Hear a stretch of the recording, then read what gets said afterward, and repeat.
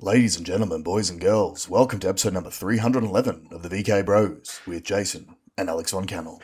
You may notice that my voice is a little bit lower than standard as your boy is sick as a dog again. How are you going this week, Alex?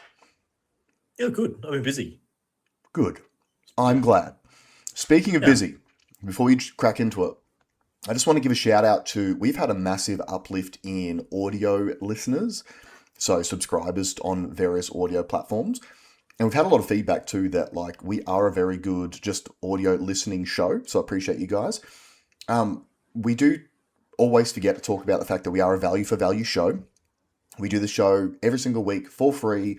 We go through all the news, we collate it for you so you can learn the things you need to know at no charge. But if you do want to give us some value back in return, probably one of the best things that you can do if you are an audio listener, can you please leave us a 5-star review on your platform of choice? Because that actually helps, your Apple Podcasts and your Spotify actually recommend our show to other people who listen to similar shows and actually helps build it. And I think that's maybe one of the reasons why we have had a bit of an uplift in audio listeners. I also wanted to say too, if you do want more content, the best place to follow us is on Instagram. So search for us at the VK Bros on Instagram. We post heaps of stuff there all the time, lots of stories, lots of various posts. So if you want more information, which is complimentary to the show, please jump on at the VK Bros and follow us on Insta. It wasn't an insignificant uptick. It was a very large uptick It was. in audio listeners, which is great. Welcome, all those new listeners. Welcome to the show. We're happy to have you here. If you are coming over to YouTube or to Rumble, make sure you do subscribe to our channel. Sometimes, even when you are subscribed, sometimes it doesn't push us to you. It doesn't make it obvious. Like even on my own channel, even every Monday morning, like it should be at the top of my list. Sometimes it isn't. Yep.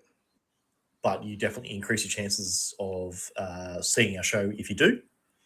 But just happy to have everyone here, and let's kick on. Cool. Now, you want to start off with something about China, just to give people a little bit of a lead into some things that we want to talk about later in the show as well.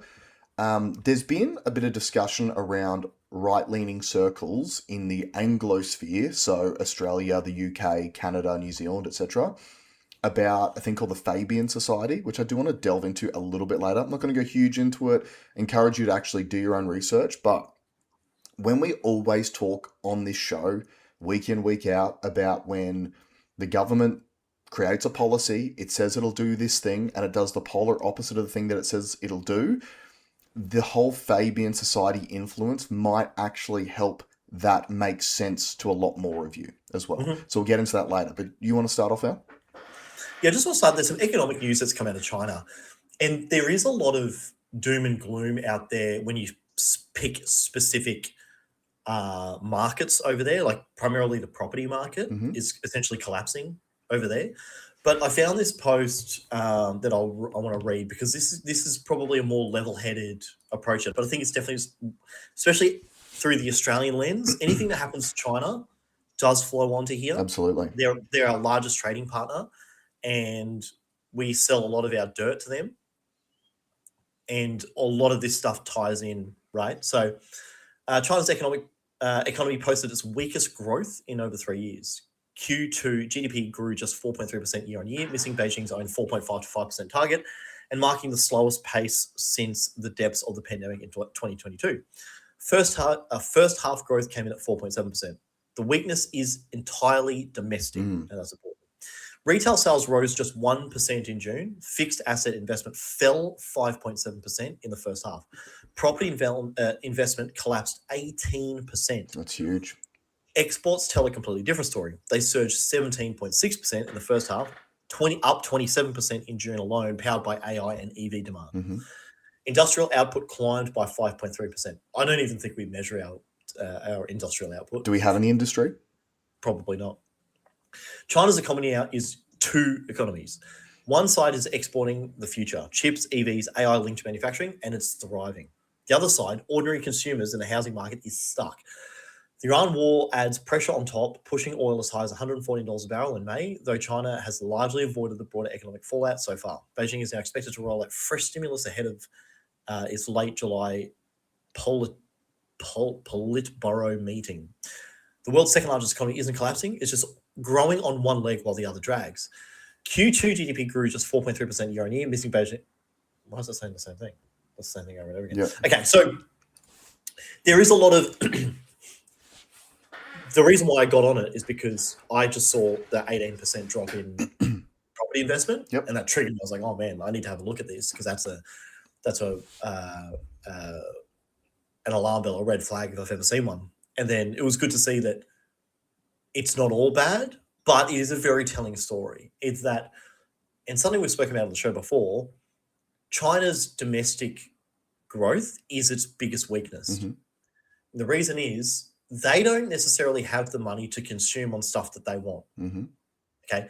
America, and I've argued with you on this point too, the reason why America's a superpower is because of its consumption. Yeah. And its consumption is 3 times larger than China and India combined. Which is insane when you look at it at a population basis. Yep. Because what, you got 1 billion people in China and 1.4 in India, as opposed to 330 million in America. And America still consumes 3 times more than it. That's how rich they are. Yep. That's the metric no one's really talking about. Mm-hmm. And that's why Trump is being able to wield as much power as he has. Because if you turn that tap off, the world will stop. Yep. All right. So, but the fact that they are very much ahead of the game on things like AI, like manufacturing. Australia in particular, we're getting exposed to a new Chinese brand every week here for cars. Yep. I have to say, I've been looking at them and watching some of the reviews. They're very impressive. They're getting... I would argue that China has overtaken Korea in manufacturing in half the time it took Korea to get their shit together for Kia and Hyundai. And it's not because of cheap labor. Okay? Cheap labor doesn't make a good car. Yeah.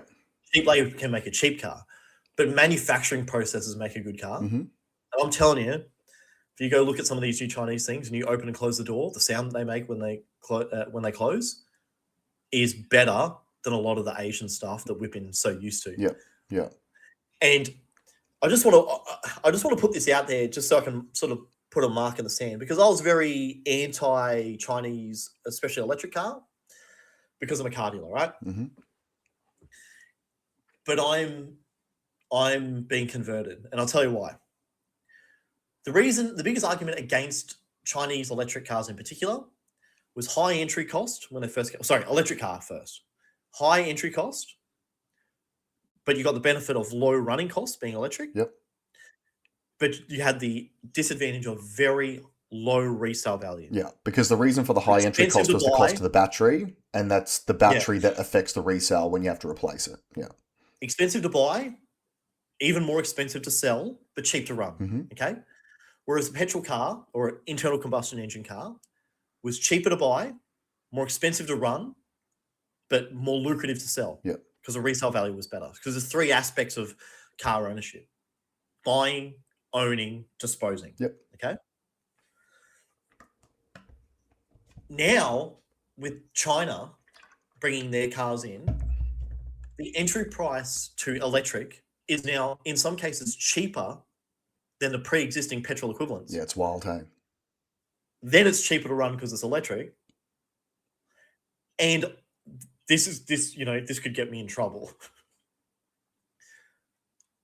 Car manufacturers have allowed their lack of reliability let themselves get decimated by electric cars. Yeah. And what I mean by that is the cars that we used to think were the gold standard for reliability are no longer that. Mm-hmm.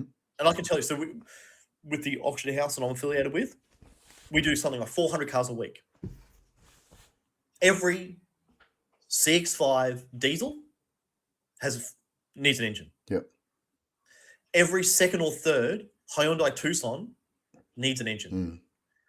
Every second car that has a CVT gearbox needs a gearbox. Mm-hmm. Right? And we're talking these things that, for gearboxes, it could be $6,000. For engines, it could be $15,000. Yep. Right? worth of expense. Now, I've been very critical of the past of like what a battery pack costs, but now with like the battery packs are getting cheaper now. It's not that electric cars got better. It's that petrol cars. It's that internal combustion engines got worse. Yeah, they stopped developing. It's kind of like, even Well, hold on. Let me argue. I will defend manufacturers in this regard. Most of the failures in engineering, most of the engine failures, are due to governments putting certain environmental safeguards on them. So EGR valves, DPFs, all the sensors, all these sorts of things to help reduce the pollution have caused more problems for these cars than what they've solved. But they haven't been able to engineer the way around it. Whereas China's basically just gone, we'll just do EVs so we don't have any of those problems. And we'll produce a really high quality car at a great price. Yep. So I can say here, if I was to buy a car, maybe not today, but maybe tomorrow, I could see myself driving a Chinese electric car. One of us. For those of you who are from our vintage, you might remember that old episode of The Simpsons with the electric car. Go and look up a clip if you don't know what I'm talking about. It's quite funny. Just on a note on China and their economy, and something that I think I mentioned about a year ago, and it's interesting to see it potentially being borne out now. So, like that post just said, China's got two different economies. You've got the export economy of all of the newest technology, which is doing extremely well, but their domestic economy is not doing that well at all. And I also do find it interesting how their economy grew way more quickly during COVID than post, because obviously the world realized we don't produce anything. So during COVID, they were still taking Chinese goods. Now, back closer to home, how many times in the last 6 months have we spoken about the housing market?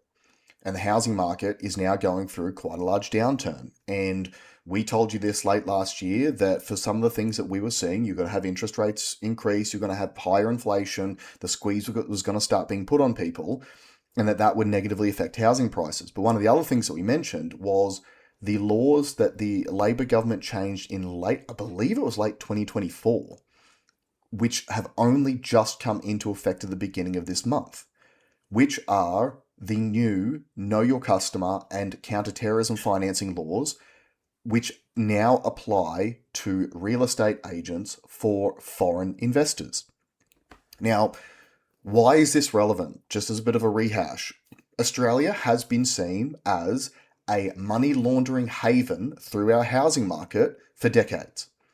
So if you're an international drug cartel who's trying to legitimize some of your money, literally you could start a shell company and purchase property in Australia in cash. And the only thing that a real estate agent needed to see to allow that purchase to go through was an ID of someone affiliated with the company. Let me put it this way. It's the only financial instrument that was available that was exempt from AML and CTF. Yeah, absolutely. Was international property purchases. Sorry, Australian property purchases from overseas. Yeah. Now, what is the effect of that? Number one, it artificially kept property prices in Australia high.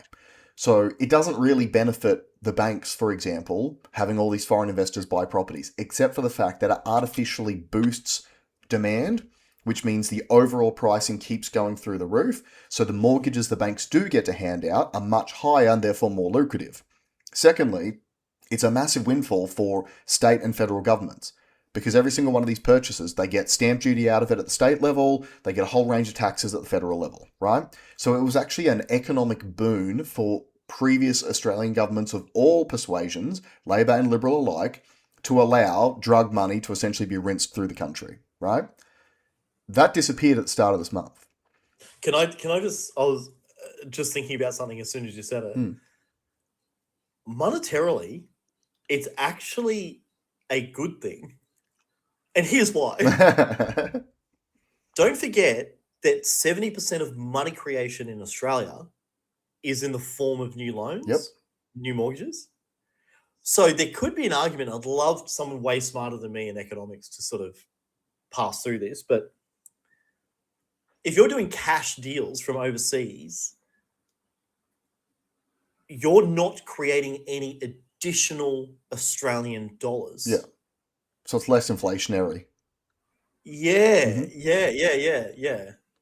So I wonder if there's a market that we can pick in the future. Okay, but here's the thing, right? So I remember when I brought this up maybe 6 months ago, and I think we had a disagreement about this as well.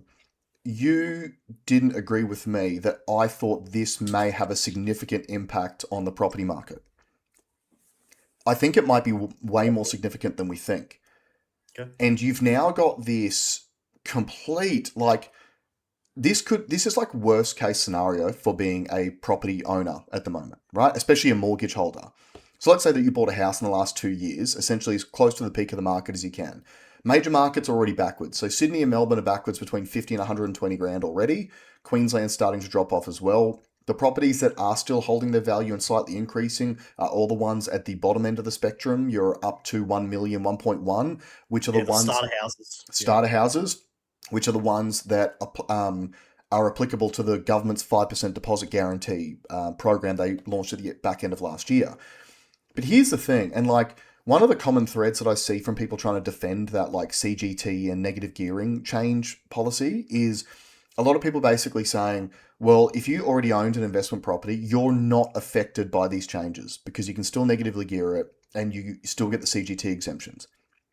But the thing that no one talks about is the fact that no investor wants to buy your property anymore. So the demand for a pre-established home has already lowered because if you sell it, the next person doesn't get the CGT and negative gearing exemptions that you do. The same is applicable to new builds. So even though if you build a new property, yes, you can negatively gear it and you get the CGT discount, but the next person who buys it doesn't. So even new builds, which you pay an absolute premium to build a new house in this country right now, like the cost of it's gone up probably 40% in the last 3 years to build a new property. Where's the payoff when it... Well, let me play devil's advocate on that. Mm-hmm.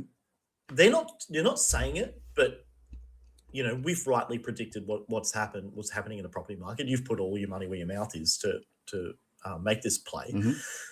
Mm-hmm. What if this was designed to lower property prices? Because arguably that's a great way, like that will enable people to get into the property market, right? Yeah. But also, like, even just think about it from... So, and look, we probably made the mistake decades and decades ago where essentially the Australian government created conditions where property was seen as such a safe investment. Literally the term safe as houses, that's where it comes from, right? Yeah. But you just have to think about it this way. Yes, it's going to lower property prices. And historically in Australia, I think the highest ever correction we've had in the property market's been about 8% at a national level. Yeah. But unless these changes get switched off at some point, where is the incentive to invest in property anymore? So now you've got a completely overvalued asset class in this country where, like let's say I'm a first home buyer, right? And I'm looking at these things going, okay, so if I buy pre-existing property, there's not going to be any investors that want to buy it because they don't get the tax benefits. Mm-hmm. But the whole market's already overcooked. I'm just going to sit and wait. And now you also remove these foreign money launderers from the market as well right at the start. I wouldn't be surprised if over the next the next quarter's data is way worse in the housing market than even the previous quarters was after the budget change. Yeah, I'd agree with that. Yeah, because you're going to start seeing some of the actual mechanics set in of this. Yeah, so I tend to agree with you there. And like to put in perspective, my wife and I, we went to look at a place last weekend. Now, not to buy, but literally just trying to get a feel for what everything's worth in the area. It was on acreage, massive property, way too big for us. But the long story short is the house has been on the market for 3 months now. They rejected an offer of $1.9 million for it 2 months ago. And the most recent best offer they've received is $1.75 million, which they've also rejected. It's not going to get any better. But think about it. They've burnt 150 grand in 2 months. 2 months. It's only going to get worse from here for at least the foreseeable future. And this is the thing where If you are trying to be savvy with investing, the number one rule is you got to do the opposite of what the crowd's doing and what the crowd's talking about. Yeah. So my prediction is this. I think over the next few months, the housing market's going to get way worse, like way worse. I'm not going to put a number on it. I think it's just going to be worse. The entire like media and government and everyone's going to be saying the sky is falling, the world, like the housing market's over, the boom is over. But at the end of the day, the number one thing that you can bet on in this country is whatever is best for the banks is what's going to end up happening. Because there is a reason why the big four banks in this country are in the top 10 most profitable banks on the planet when we only have a population of about 28 million people. And it is because mortgages are their business.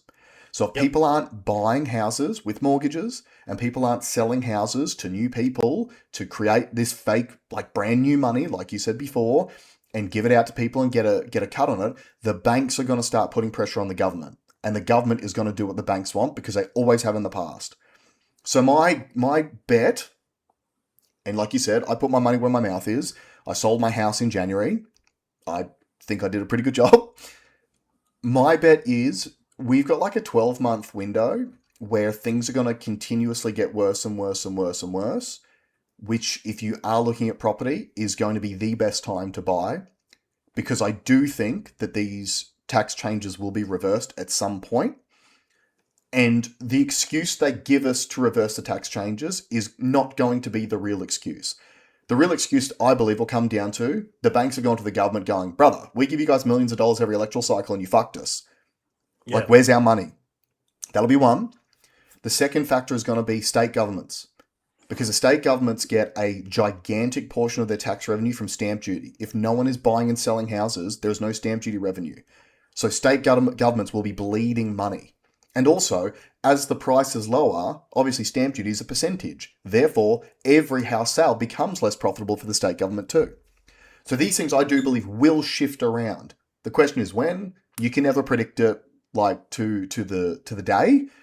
But I would just say if you have been thinking about buying a property, keep your powder dry, get your pre-approval sorted, do whatever it is that you need to do over the next 12 months, because I think there'll be gigantic opportunities there for people.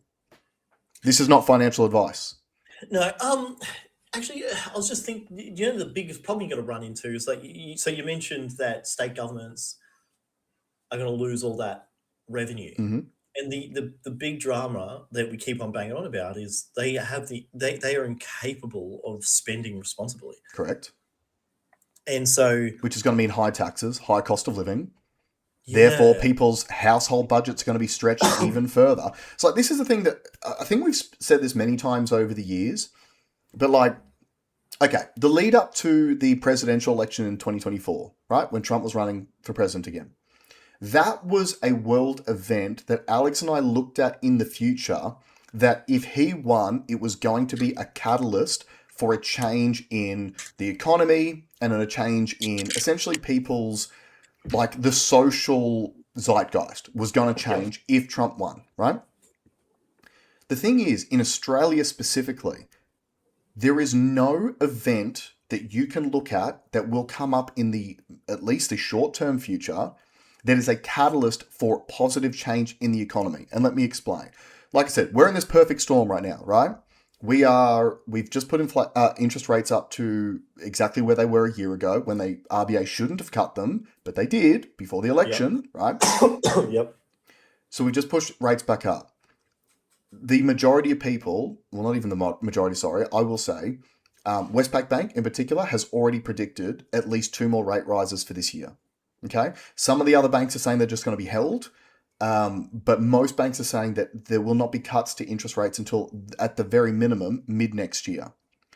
But again, these predictions have been wrong so many times in the past, because what you need to factor into these predictions as a bank is that the government is going to do the correct thing to help facilitate the RBA in doing what it needs to do. Yeah. And it has consistently done the opposite. So, for example, and this is one of the things that, can you bring up that article I sent you about immigration numbers? So, I've been saying this for years. The three main drivers of inflation in this country since Albanese took government have been mass immigration, which basically means you're bringing more people in and creating more demand pressure. More people need goods and services than were there the day before, right? So high immigration. Number two is energy prices. Because of our obsession with net zero, wholesale energy prices have continued to increase, which then feeds through every other aspect of the economy. And the third thing has been rampant government spending. So two of those things, the Labor government has consistently told us that they are being fiscally responsible with. They told us, don't forget, that they were lowering immigration numbers, right? And what was the tagline they always used? Oh, well, immigration numbers have actually dropped by about 45% since their peak. Yeah, their peak was Labor's first year in office when they brought in 550,000 people in 1 year. Yeah. So even dropping at 45% still means we are at historic levels. It's like saying I've never slapped my wife with my left hand. Exactly right. Yeah. So that's one thing. The other thing too is the public service has increased by 25% in 4 years. So the cost of that, and again, this is all for Labor, this is all about creating voters who are dependent on government. That's what they want. And we'll get into the Fabian Society thing after this because it's completely relevant. But I just want to quickly read through some of this. Net long-term and permanent arrivals hit record high despite Labor's repeated promises to bring numbers down. Australia remains on track for another historically high migration intake after new figures showed net long-term and permanent arrivals continue to run at record levels. An Institute of Public Affairs analysis of the Australian Bureau of Statistics figures found net permanent and long-term arrivals reached 483,410 in the 12 months to May, the highest figure for the 12 months to May ever recorded. The IPA analysis showed Australia welcomed 25,580 net permanent and long-term arrivals in the month of May, which meant net permanent and long-term arrivals totaled 248,780 between January and May, the strongest start in history. So there's a quote down here. Despite repeated promises to control migration, the federal government is continuing to roll out the red carpet to almost 500,000 net overseas arrivals every year seeking to settle in Australia. The net permanent and long-term arrival figure differs from net overseas migration, but the measure is widely regarded as an early indication of future migration trends. The Treasury Centre for Population has previously described permanent and long-term movements as an early guide to future migration flows. Anyway, I don't want to read through the rest of it. The point is this. The thing they told you that they were doing, they've done the polar opposite of it. They told you they were reducing migration. They have increased migration. Can you please bring up the Fabian Society Wikipedia? Sorry, just on that. Did you hear on the news yesterday that I think One Nation has uncovered ads paid for by the Australian federal government in China and the Emirates, spruiking our 5% deposit scheme for property purchases in Australia? Correct. And don't forget, the last statistics that released on that showed that 51,000 non-citizens utilise that program. Yeah. So in other words, your taxpayer dollars helped to fund the purchase of 51,000 properties by non-citizens in this country. The state funded competition to Australian property purchases. Correct. Now, here's something that... Sorry, you funded it. Yes. Your taxpayer money was given as concessions to foreigners to buy property against you. Exactly. So artificially inflated prices so that even if you were lucky enough to buy a house, it was for a lot higher than the price should have been. Now, I want to talk about the Fabian Society briefly. This is something I've heard bandied around in conspiracy circles for years, and I've never really paid attention to it. But recently, the biggest reason why it drew my attention recently was when Keir Starmer resigned, because Rupert Lowe, friend of the show, Rupert Lowe, who we talk about a lot, has constantly spoken about the fact that Keir Starmer was a member of this Fabian Society. Now, I just want to read this. This is from Wikipedia, but this gives you a little bit of an insight into what it actually is. So the Fabian Society is a British socialist organisation whose purpose is to advance the principles of social democracy and democratic socialism. Now, here's the key word: via gradualist and reformist effort in democracies rather than by revolutionary overthrow. It is related to radicalism, a left-wing liberal tradition. As one of the founding organisations of the Labour Representation Committee in 1900 and as an important influence upon the Labour... So this has been around since 1884, by the way. This is not a new thing. And as an important influence upon the Labour Party. Now, this is specifically the British Labour Party, FYI. Yeah.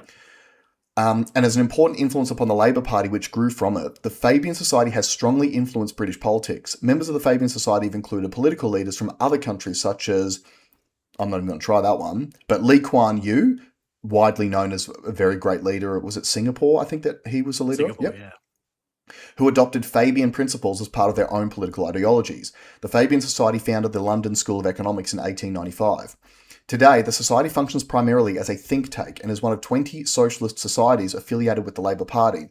Similar societies exist in Australia, Canada, New Zealand, and Italy. Now, don't bother about reading through it, but I do want to draw your attention to their coat of arms.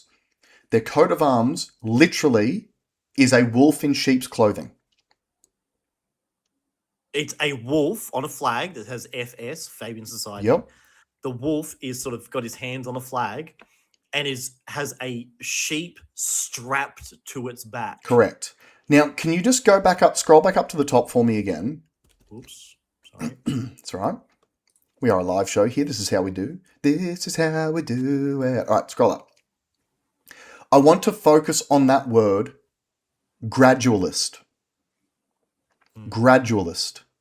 Right? So they, essentially what they are is a left-wing think tank that seeks... Oh, here we go. So gradualism, from the Latin gradius, step, is a hypothesis, a theory or a tenet which holds or accepts that change comes about gradually or that variation is gradual in nature and happens over time as opposed to in large steps. Uniformitarianism, incrementalism, and reformism are similar concepts. So here's the thing. And you can get off that link and go back to the main screen. So Anthony Albanese has made speeches at the Australian Fabian Society. We have an Australian Fabian Society. They have a website. You can jump on there. You can have a look. I read through some of it yesterday. It details the long and historic connection between the Fabian Society and the Australian Labor Party. And the thing that I want to just reiterate for people too, I don't believe this stuff is all evil.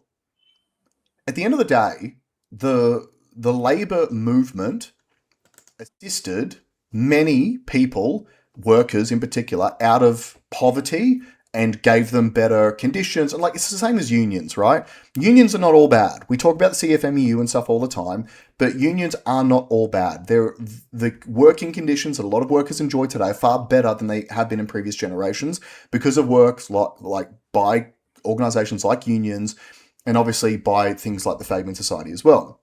So Alex had just brought up the Fabian Society website. So just go up a little bit.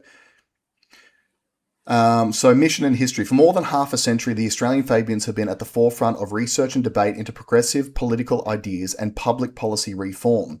Australian political life is entering a new era. There is an urgent need for searching debate and new thinking. The Australian Fabians aim to achieve greater equality of power, wealth, and opportunity, broader promotion of collective actions and public service, and accountable, tolerant, and active democracy. So here's the thing. I keep wanting to get back to that term gradualist, because one of the concepts that we talk about on the show all the time is the fact that words have power. So we often talk about George Orwell, we talk about Newspeak, we talk about censorship. All of these things are tools that these Fabians... Just quick. Yep. I've just pulled up the board. Not a lot of diversity on the board. Yeah, it's a lot of whites. A lot of whites on it. A lot of whites. A lot of white people here on this. Actually, all white. Yeah, there are zero people of color in the Fabian Society. Yeah, but there's a women's officer positions vacant. Right. So again, let's reverse back a little bit, because I think that when you understand the fact that many members of the Labor government are either active members of the Fabian Society or have had contributions from them, have done speeches at them. So like Albanese's done a speech. I know Chris Bowen is a member of the Fabian Society. Claire O'Neill is a member of the Fabian Society. You'll start to understand why they consistently are putting policies in which forward these policies that they really want, even though they justify them to you in a manner that's acceptable at the time. But it's literally, okay, so it's that gradualist concept, right? If you lie about something up front, so let's talk about the CGT and the negative gearing reforms. The criticism of Labor was they didn't run on it into the election. They lied about it, they said they wouldn't change it, then they got elected, and then they changed it anyway. To a Fabian society mind, that's the right thing to do. Because you cannot implement policy that you think is the correct policy for the country unless you have power first. And what we accept today is very different to what we accepted 10 years ago. So look at a lot of like the other left-wing ideologies and how they have essentially embedded themselves in Australian political society now. Look at climate change. Look at the trans agenda. Look at what happened during COVID. COVID was the exercise in collectivism in Australian history. Yeah. Right? It was not about you. Nothing that they did during COVID was about you. It was about protecting the collective. It was about protecting grandma. It was about protecting kids. It was the ultimate in collective action experiments that this country has ever done. Also, stay at home and we'll double your income. Yeah, absolutely. Right? So again, I think that I would encourage a lot of you to go and read up on the Fabian Society, on the history, because to me, that perfectly explains why these politicians, particularly on the Labor side of politics, just find it so easy to blatantly lie about the policies they're doing. Like maybe, like let's give them, let's be what's the word? Yeah. Let's give them some credit, right? Maybe they honestly believe we want housing, like housing is a human right, and we want everyone to be able to afford a house. And so they brought these changes in and they cancelled the foreign investment, knowing that house prices that are worth 1.5 million today in 5 to 10 years time might only be worth $500,000. And therefore every Australian young person actually has an opportunity to own a property. Maybe that's what they actually want, but it's not what they said when they sold the policy. Right? Yeah. So that's there's also another thing that I just can't help but get off, right, with this collectivist movement, is that economically it can't work. It just never has and never will. But I always think of it like this. I can easily see them justifying, the politicians or the people in power, I can easily see them justifying it this way. Well, we're going to print our way out of it anyway, so why not print it and become socialists? And who cares about the future, right? It doesn't matter. Yeah. Fiscal responsibility doesn't matter right now. And like I keep saying, Australia's still in a pretty good financial position. We are just over 50% debt to GDP, when America's like 120%, Japan's like 140%. So we have heaps of, we've got way more space left on a credit card. Yeah. Okay.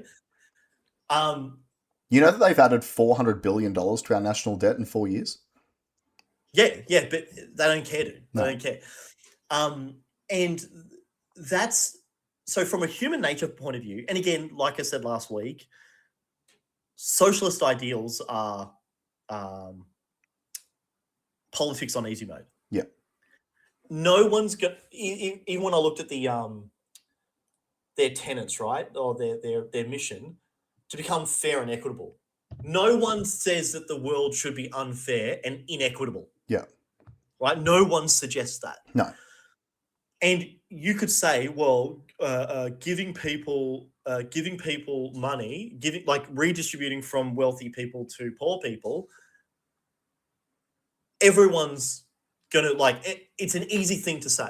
But in practice, the output of what happens after you do that is always bad. Yeah. And we know that through history, through other countries that are doing it at the moment, through literally 101 economic policy. It doesn't work.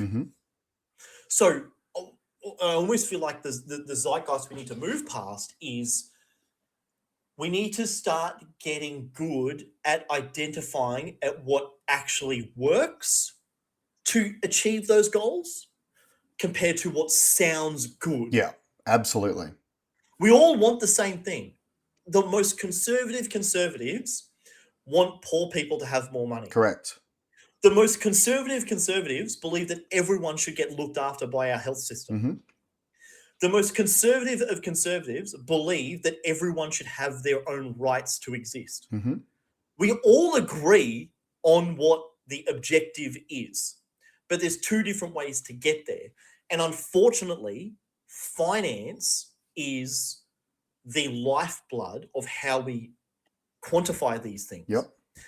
And these policies are in complete aversion of what fiscal responsibility is. Yes. So to give you an example, right, when they were talking about the CGT and negative gearing changes, and one of the sales pitches they kept saying was that this was all about generational equity, right? Making it more fair between various generations. Well, Chris Joy appeared on the Carl Stefanovic show again this week. Chris Joy, great listen. Anything that he appears on, absolutely listen to him. Very, very smart guy. The only thing he's very wrong about is Bitcoin. But anyway. And that's fine. You know, he can have an opinion on that. Sure. But one of the things that he spoke about was he's like, when I think it was maybe 10 or 15 years ago, every Australian child who was born into this country was born into a world where they were saddled with $6,000 worth of net debt from the from the federal government. Every Australian child born today is saddled with $70,000 worth of debt. Yeah. That's not just inflation adjusted. No, it's not. It's because the size of the total debt has expanded so exponentially. So this is the thing. They sell it by saying, we're trying to make it fair between generations. But the most unfair thing that you can do is borrow money that future generations are going to have to pay off to fund today's lifestyle. Yeah, it's selfish. It's literally the most unfair thing you can do. Also, I would argue, like, all these lefties out here now that are saying, oh, the boomers got this free reign and blah, blah, blah, blah. You're trying to do the exact same thing. That's for right. you. And I get You're just trying to take the wealth off them and hand it to yourself. But in doing so, you're only going to take the wealth from your kids. That's right. Which is disgusting. But again, but unfortunately, look at a lot of and this is far leftist thinking, not just left-wing thinking. There is a difference. A lot of far left ideology is inherently anti-children, right? Sure. There's arguably you can't afford them using those things. So, and which is hilarious because then reinforces all the things they hate. So, this is what I find so hilarious. If they see their ideas out to fruition, you're going to have a completely automated system and no jobs. Well, you're not going to have a world. So look at the LGBTQ push. If everyone turns LGBTQIA+, there is no society anymore because they can't have children. Can I give you a funny anecdote that I heard yesterday about that? So one of the gym trainers, young guy, great guy, his girlfriend's a school teacher, grade 1. And he also does a lot of work with I think he coaches a football team or something, a young kids football team. And they're using grade 5 classroom to do some stuff. And he goes, oh yeah, just noticed facetiously I asked, how much left-wing propaganda is your girlfriend pushing on grade 1s? And he's like, oh, none. Well, is it none, or have you asked? Have you asked? Because we know, we've covered it on the show, that a lot of this stuff is being pushed, right? Sorry, just before you continue, the other question is, does she realize it's far left propaganda, or is it just in the curriculum and she thinks it's normal? Yeah, totally. So, and then he goes, no, I don't think so. And he goes, but when I used their grade 5 thing, there was all these murals on the wall that were painted by the kids that all talked about, had hashtag ally, hashtag, all these LGBT flags. And I said, how would a kid know about those things? That's right. How would a kid know about that hashtag unless they're being told? Exactly. And then when I told him that, it hit him, he was like, holy shit, I'd never ever thought about it this way, that public schools are forcing this stuff down kids' throats. Correct. And literally generating, which is what the Fabian Society, through gradualism. Gradualism, exactly right. Yeah. It's what they're doing. And look, that's the goal. And to me, one of the biggest examples of this in Australia is the Welcome to Country push. So it's so funny. You bring up the welcome to country and why I've got a problem with it, and people immediately go, "You're racist and you hate Aboriginal people." It's completely false.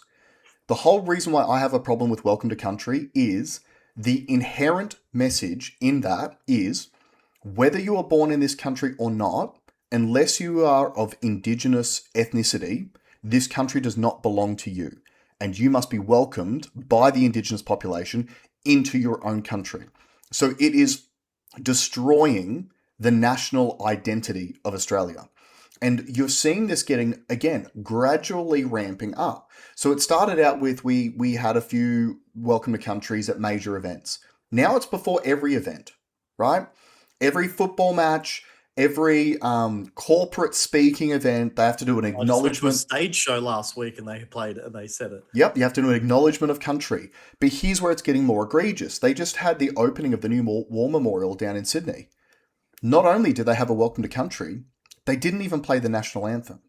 Yeah. So again, right, think about this, right? From a perspective of unity as a nation, we should not talk about what people's race is, their ethnicity is, their background from their parents is. All we should be talking about is, do you love this country or not? We should all be united under the Australian flag. And that was the irony of the whole, when they were trying to use the Socceroos to essentially rubbish Pauline Hanson's monoculture quote, they literally proved her point.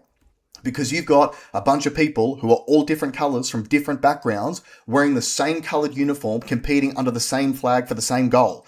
That's the monoculture she's talking about. Yeah. She's not saying it's exclusive. She's not saying it's whites only, like the Fabian Society. What she's saying is, you want to make sure that everyone who is in this country, loves this country, identifies as a member of this nation, and works together to create the country that we know this place can be. And on a similar note, if there was a white in the Socceroos who kept banging in own goals and assaulting his teammates every match, he would lose his spot in that team really quickly. Yeah. The same as people should when they live in a society. So here's the thing. This is like that Fabian society gradualism. I want you guys to analyze different parts of your life that you can see this stuff seeping into. Because look, this is what I know, right? When I was a kid, if any adult, particularly a teacher, was trying to talk to a primary school age child about their sexuality, they were a pedophile. That was a no-no thing. You couldn't do that. Now it's being encouraged by the state and we accept it. Yeah. Right? Yeah. I've said this on the show before too. I remember post 9/11 and when the war on terror was whipping up, some of the stuff that we were shown on TV screens all the time to manufacture our consent to send armed forces to the Middle East to kill people that we didn't know or understand was they would talk about how in a lot of Muslim cultures they do female genital mutilation and they remove the clitoris from these girls so that they can't experience sexual pleasure. And we talked about on mainstream media how barbaric these cultures were for doing that. And 20 years later, if you want to be the good person, you should be encouraging genital mutilation of all kids just because they woke up and they said, oh, I feel like I'm a girl today. So the good guys now are the ones who are pro genital mutilation. And not even just removing the clit, removing everything, completely repackaging, changing it. That's the good guys these days. And that didn't happen overnight. You can't have a revolution 20 years ago and say, we want to mutilate children, because no one will accept it. Yeah. You have to drip feed that stuff in over time. And the reason why it's so insidious, like what you said about what they're teaching in schools, is that they know they're not going to trick our generation. But the next one's coming, they don't know any better. So if you feed it to them by trusted experts, like if you're a child, trusted experts in your life are your teachers, are your school principal, are the politicians that you see on TV or that come to visit you. And if they're all saying that shit, you're going to believe it too. That's why it's such a problem. It's funny, I've got an anecdotal, I think we've spoken about this before. I think it's piece of the puzzle. I watched Woodstock 99 with a girlfriend. Right. And for those that haven't seen, it's a great documentary. It's a 3-part. It's about essentially a new metal or a metal concert played in 1999. And the girlfriend's a bit younger. She was like, oh, like they should have stopped that, and you could see it's getting out of control, and everyone was so angry.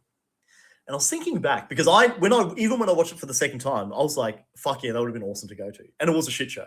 They essentially destroyed the whole thing. Mm-hmm. But I was also thinking back to that time, and the music in particular. The music that we listened to said, fuck the system. Yeah. Fuck big corporations. Fuck you. I won't do what you tell me. Correct. Okay? And then there is some conspiracy theories out there that talked about how the CIA then after that got in and was like, we can't have these anthems, you know. Well, we covered this on the show recently. We were talking about USAID, right? So rock music essentially got kicked out of the zeitgeist because that was seen as too dangerous by the system, and it was replaced with things like mumble rap and bullshit. And what's interesting is that ever since USAID has been defunded, there hasn't been any rap music that has been like a top 10 hit. Yeah, it's funny. I posted because apparently AIDS in Africa has gone down since, and I was like, are we surprised that that since the US stopped funding AIDS, that the rates have gone down? The name of the program was US Aid. Yeah. Like the hint was in the name. We're giving Africans AIDS. Yeah, but it's the United States something of international development. So, but again, but is it though? But is it? No. But that's the thing. That was what was Orwellian about all these titles. It's called US Aid, so the average punter on the street thinks it's an aid organization and that they're feeding starving kids in Africa. But in actual fact, it's an AIDS organization. Well, they were using it to essentially topple governments all over the world. They're using it for all sorts of things. Course. And, you know, the big one, like the caravan that's come up from South America into the US has stopped. Yeah. And we'd followed it on the show where people were having Visa cards that they were just getting topped up with $5,000 every time it ran out. Someone was funding this caravan of South Americans to head to the USA. If you were crossing the border, they were giving you a mobile phone and cash at the border. Yeah. That didn't come from nowhere. Yeah. And now that's stopped. So USAID gets its funding cut, and now that's stopped all of a sudden. Just a coincidence.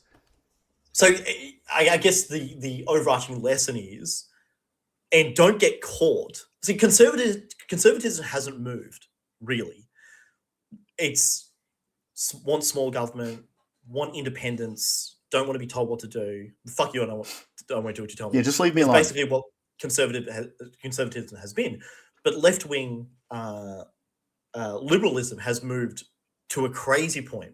And I guess the USAID will prove that what you were protesting for or championing as a lefty were not your ideas. It wasn't actually what the zeitgeist of the larger community was.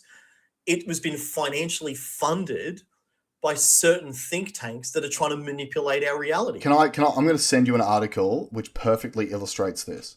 So just before the show, I watched an interview where the new head of the ABC went on Sky News to essentially defend claims of bias. Disgusting.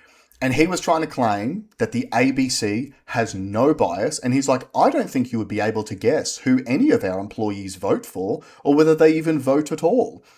Now, here is a recent article from the ABC from Friday the 10th of July, so a week ago. Climate change becoming a major driver of child marriage across Asia and the Pacific. In short, the growing intensity of natural disasters across Asia is leading to increasing numbers of child marriages of girls, according to aid organizations. They're worried this year's El Nino could exacerbate the issue of child marriage. What's next? Advocates are calling for funding and resources around child marriage to be better integrated into climate change response and resilience programs. That is the most far leftist slop you could ever write. And yet, I think it's Kim Hughes might be his name. Kim something. Obviously, he has a girl's name. Has to get that job. Well, Claire Campbell is the author of this piece. Yeah, but the head of the ABC thinks that doesn't have a left-wing bias. Oh, yeah. So, in other words, what we're trying to do is number one, we're trying to normalize child marriage in this country. Because, funnily enough, we've had a massive influx of immigrants from cultures that child marriage is normal. So let's just talk about it as a normal thing, right? We try to normalize it because we're going to do it gradually over time. It'll be little articles like this, and then there'll be well-meaning leftist people who are like, oh, you know, these new neighbors of mine, they just, a 38-year-old man just got married to a 9-year-old child. If only we could do more on net zero to stop this stuff from happening. Yeah, I would have loved to have not married that 9-year-old, but, you know, there was a hurricane. Yeah. The aircon's not working, so I had to marry a child. Like, this is the thing. This is where, that's why... And that's state-funded. State-funded. By a state... The dumbest, and it's funny because I'd mentioned that article to a bunch of people, and they went, what? And, like, even lefties were like, they knew that they couldn't defend it. So again, though, right, that is supposed to be that first layer of the onion that gets peeled off for people who believe shit on the ABC. Surely, any rationally minded but left-leaning person who supported the ABC would read that article and say, there is something wrong here. And perhaps the next step would be to say, maybe I should take the things that the ABC says with a grain of salt. And then the next thing to say would be this. Well, maybe if the ABC has such a loyal viewership, we shouldn't be funding it as a taxpayer, because you know that the taxpayer gives them $1 billion a year in funding. Yeah. The ABC gets $1 billion. And again, I actually like some ABC products. One of my favorite things is ABC Grandstand. Their radio coverage of sports, beautiful. Really, really top quality coverage. Especially if you're driving somewhere or whatever and you just want to listen to a game. Outstanding coverage. A lot of the stuff they do out in regional communities, really, really good too. But that Fabian Society gradual shift towards their progressive socialism or social democracy that they keep talking about, that is feeding through all of this stuff. And this is one of the things that we constantly say. You must stay grounded in reality. You must make sure that your children are tethered in reality. And so things like the trans push, right? My honest belief about this is the only reason they're pushing it on kids is because if a kid can't even trust their own instincts to know the difference between a man and a woman, which I know they naturally know because I've had my own kids and they just know it instinctively, they can tell the difference. But if you teach generation after generation of kids to not trust the evidence of their eyes and not back their instincts, they're not going to care about the budget numbers. They're not going to care about the $400 billion that Albo's added to the national debt in the last 4 years of government. They're not going to care about the fact that he's saying, well, we've got to make it, you know, intergenerational equality in the housing market. And yet, when they changed the rules, they grandfathered in all of the politicians' properties, right?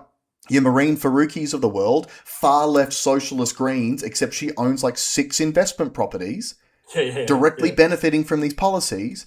They're not going to care about any of that stuff because they don't even know the difference between a man and a woman. They're trying to untether a generation from reality. They're trying to make the next generation feel guilty for being born in a country because some bad shit happened a long time ago that they had nothing to do with, so that there's no national identity for people to unite underneath. That's the opposite. It's the argument I've been making about what they're doing with the military. Absolutely. They're trying to take down anyone of any prominence within the military because they don't want you to feel like you want to be there. You want them to feel like they're the bad people. Absolutely. And look, this is relevant from this week as well because it's just come out. So remember when Bondi happened, the shooting down in Bondi, and after that, Albo rejected calls for a royal commission. Mm-hmm. And he said at the time that because he'd spoken to the intelligence agencies, he was advised that a royal commission was not necessary. That was the excuse. Yeah, the same person that gave health advice was the person that recommended that. So someone's just put a Freedom of Information request in to see the emails or letters from the intelligence agencies advising Albanese against a royal commission, and there were none. Now, in the last week or so, they've been stating costs. Oh, it would cost hundreds of millions of dollars. It would be too much of a burden on these certain government agencies to go and do a royal commission on it. So the story changed because they got found out. And yet, this same government has found $300 million over the last decade to investigate Ben Roberts-Smith for potential war crimes. Yeah. Ben Roberts-Smith, the Victoria Cross recipient, who is the epitome of what it means to be a masculine man defending your nation, and Yep. our own government has gone after him. And when they have done this new war memorial, the Brereton report is in there, even though it has never been challenged in a court of law. This Paul Brereton report into these potential war crimes. They did a welcome to country and they didn't play the national anthem, and they reneged on Ben Robert Smith's invite. So you got a war memorial. You don't think that he is like the most important guy to be there? Nah, don't invite him. Do a welcome to country though. It is all about destroying any semblance of nationhood in this country. And so it is the irony. It's gradualism. Gradualism. And we talk about this all the time. One of the biggest political tools that especially the left is so good at is accusing others of what they themselves are doing. So they constantly talk about social cohesion and not being divisive and all of these things, while every single day all they talk about is the divides in our society. They talk about LGBTQ as if they're different to straight Australians. They talk about Indigenous Australians as if they should be different from non-Indigenous Australians. They are constantly seeking to divide us on all these dividing lines. Don't let them do it. Stay tethered to reality. Embrace the Australian flag and our national identity. That's the way we get through this. You have to have borders. Our country kicks ass for a reason. Absolutely. And like, yeah, should we help others? Yeah, we should. When we can, we should. Mm-hmm. Totally. But this ain't that. It's not. And that's the thing. I think the lesson out of this show, look into that stuff with the Fabian Society, and then when you see government policy, which the end result inevitably doesn't line up with how they sold it in the first place, you will understand it's not about doing the right thing for the country. It's about essentially cementing their own power. Like, all of these politicians are getting filthy rich at the moment directly because of policies they're writing. Look at all the critics. Like, the left constantly criticizes Trump because Trump's making bank while he's in office. Yep, that's probably corrupt too. And as a conservative and a Trump supporter, I can call that stuff out as well. Yeah. And go, I know that he is making bets based on policy he's writing and getting rich out of it. And the left establishment in this country always criticizes him for doing that stuff. And yet they look at the CFMEU shit. Right? The left, in a cabal with the CFMEU, stole $15 billion minimum of taxpayer money in Victoria and funneled it through these big bull projects. Like, nothing to see here. Yeah. Right? And then when you criticize it, they're like, oh, but, we need unions because unions create better conditions for workers, blah, blah. Yeah, cool. Unions are great. But at the moment, it's organized crime. You've allowed organized crime to infiltrate the unions. Look at the cigarette excise that we keep talking about. Right? There was an interview on Sunrise, I think it was, where they were asking Claire O'Neill about the fact that we are losing so much tax revenue because of the amount of people who are buying illicit cigarettes because the tax excise is too high. And all she kept trying to say was, yeah, but, we've spoken to experts in the AMA, like the medical associations, and they've told us that if you reduce the tax, you're going to increase the amount of smoking and, smoking rates are going in the wrong direction. And the question was, how do you even know what the smoking rates are when everyone's buying illicit tobacco? The largest criminal organisation in Australia is the government and the bureaucracy. Absolutely. And you can tell this, like you said, Dissent, right? So if they think smoking is existential threat to people, they believe it's dangerous, and the conversation is about how much money we can raise because of it through taxation, mm-hmm. That's mafia gangster shit. Absolutely. And also the fact that when you don't pay your bills, right, that they decide what the bill is. Mm-hmm. This new budget that came out, we didn't agree to that. Nope. They didn't talk about it in the election. We didn't vote on that. But here's this new tax implementation. We're going to take more than what you had before.